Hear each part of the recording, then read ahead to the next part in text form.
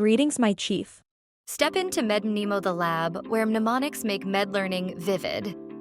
We're culturing clever memory hacks to help you isolate key topics, from vaccinating against forgetfulness to transfusing mnemonic magic. We've got the remedy for med school stress. Today, we are going to make the topic antihistamines super easy to remember. So, get ready for a crash course in antihistamines. No actual crash involved, we promise. Before we proceed, we need to understand what histamine is. That begs the question, what is histamine?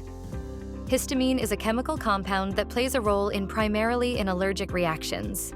When the immune system mistakenly identifies a harmless substance, like pollen or dust, as a threat, it triggers the release of histamine, leading to allergy.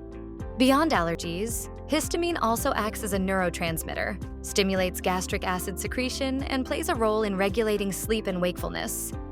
It does all these by binding to receptors. Where is histamine gotten from? Histamine is derived from the amino acid histidine through a process called decarboxylation. Receptors of histamine. Histamine has 4 receptors. H1 receptors, which are primarily associated with allergic reactions, causing symptoms like itching, sneezing, bronchoconstriction, and runny nose. They are also involved in regulating sleep-wake cycles and blood pressure. H2 receptors, which are crucial for regulating gastric acid secretion in the stomach. H3 receptors, which are primarily found in the brain and act as autoreceptors regulating the release of neurotransmitters like serotonin and dopamine. H4 receptors, which are mainly found on immune cells and play a role in inflammation. But for the purpose of this lecture, I'll be focusing on the H1 and H2 receptors. Antihistamines, as the name implies, are substances that prevent histamine from binding to its receptors, H1 and H2. But generally speaking, antihistamines are mostly used to refer to the inhibitors of H1 receptor. Now, let's take a look at antihistamines of the H1 receptor.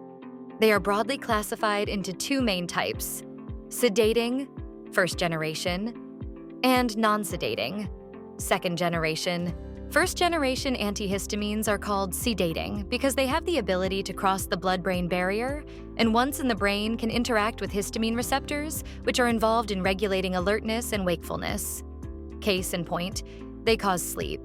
It might also interest you to know that first-generation antihistamines, in addition to blocking H1 receptors, also affect receptors which are not histamine receptors, like muscarinic receptors, adrenergic receptors, and serotonin receptors. Cool, right?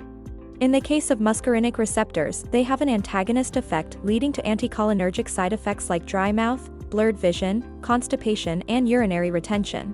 In the case of adrenergic receptors, they also have an antagonistic effect, causing dizziness, lightheadedness, and potentially affect blood pressure. They equally interact with serotonin receptors, which can contribute to their sedative effect. Examples include chlorpheniramine, Piriton, diphenhydramine, hydroxyzine, and promethazine. Second-generation antihistamines, however, are non-sedating because they have reduced ability to cross the blood-brain barrier. Examples include cetirizine, loratadine, fexofenadine, and desloratadine.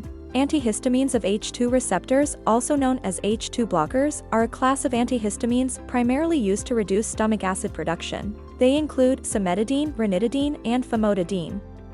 They are used to treat conditions like heartburn, ulcers, and gastroesophageal reflux disease. Never forget uses of antihistamines with these really cool mnemonics. To help remember uses antihistamines of H1 receptor, it's a bit of a stretch, but just remember the word allergic. A for allergic reactions like hay fever and hives. L for local anesthetic and example diphenhydramine. L for lowers nausea and vomiting. E for excessive sweating reduction. R for relieves motion sickness. G for generalized pruritus relief. I for insomnia, and C for conjunctivitis, and also remember chlorpheniramine, a classic example. For uses of antihistamines of H2 receptor, just remember H2 ulcer. The H2 part is pretty obvious, but for the ulcer, remember U for ulcers. L for lowers gastric acid secretion. C for cimetidine. E for effective in treating peptic ulcers, and R for reflux as in GERD. Bye! For now from MNEMO. Mnemonic-based medicine.